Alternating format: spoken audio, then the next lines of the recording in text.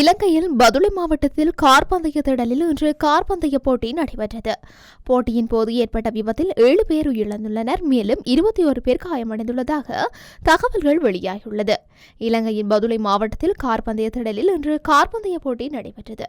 காயமடைந்தவர்கள் தியத்தலாவ பண்டாரவளை மருத்துவமனைகளில் அனுமதிக்கப்பட்டு சிகிச்சை பெற்று வருகின்றனர். இதில் சிலரின் நிலைமை கவலைக்கிடமாக இருப்பதாக தகவல்கள் வெளியாகியுள்ளது.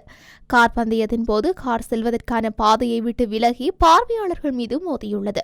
விபத்துக்குள்ளான காரை சூழ்ந்த மக்கள் மீது அடுத்தடுத்து வந்த கார்கள் மோதியதில் பெரும் விபத்து ஏற்பட்டது. இதனால் உயிரிழப்புகளும் படுகாயங்களும் அதிக அளவில் பதிவாகியுள்ளது. கண்ணிமைக்கும் நேரத்திற்குள் விபத்து நடந்ததால் பரபரப்பு ஏற்பட்டது.